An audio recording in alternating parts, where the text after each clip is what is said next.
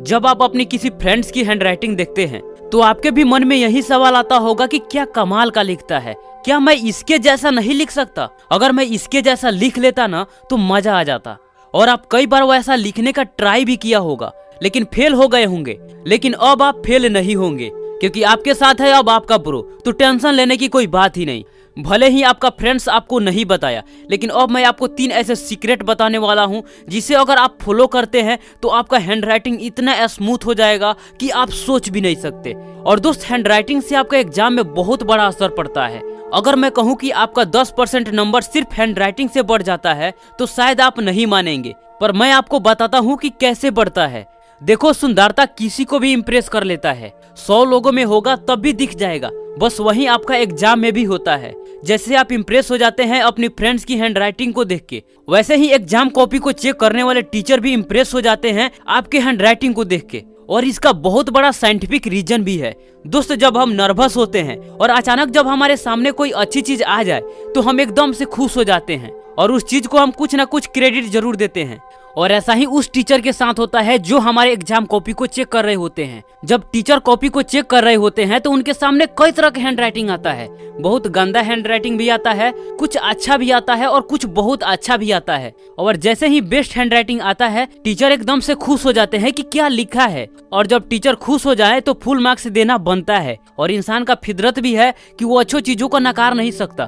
तो इसलिए दोस्त, बेस्ट हैंडराइटिंग है तो नंबर भी बहुत कम कटता है। और वहीं खराब हैंडराइटिंग है तो 5 नंबर की जगह पर 3 नंबर ही मिलेगा, 2 नंबर ही मिलेगा। तो दोस्त, ये रहा बेस्ट हैंडराइटिंग के साथ नंबर का खेल। अब हम बात करते हैं कि अपने हैंडराइटिंग को सुधारे कैसे।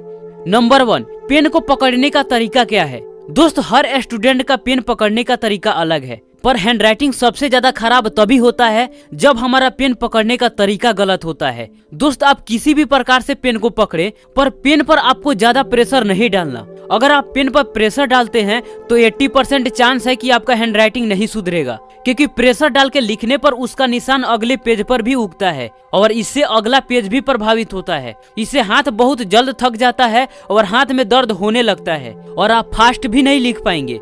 दोस्त, अगर आपका हैंडराइटिंग ज्यादा खराब है तो इस पोजीशन में आप पेन को पकड़िए और आपका इंडेक्स फिंगर बाहर होना चाहिए, अंदर नहीं। और आपका कलम जितना इंडेक्स फिंगर की ओर आगे बढ़ेगा उतना बेहतर रहेगा, और जितना थंब की ओर आएगा तब आपका हैंडराइटिंग खराब होने का चांस ज्यादा रहेगा।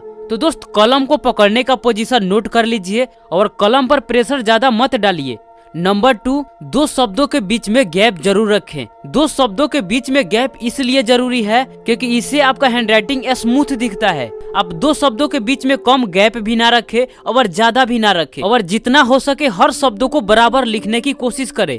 नंबर 3, लिखने का ज्यादा प्रैक्टिस करें। दोस्त, किसी भी काम में जब तक हम प्रैक्टिस नहीं करते तब तक हम उसमें परफेक्ट नहीं बन सकते। दोस्त, आप जितना लिखेंगे उतना आपका हैंडराइटिंग बेहतर होते जाएगा और फास्ट लिखने का हैबिट भी बन जाएगा, जो आपके एग्जाम में बहुत काम आएगा। तो दोस्त, ये तीनों टिप्स को फॉलो करिए और देखिए कि आपका हैंडराइटिंग कितना जल्दी सुधर जाता है। कैसा लगा वीडियो दोस्त, कमेंट में जरूर बताइएगा। मिलते हैं आपसे फिर अगले वीडियो में, तब तक के लिए आपका धन्यवाद।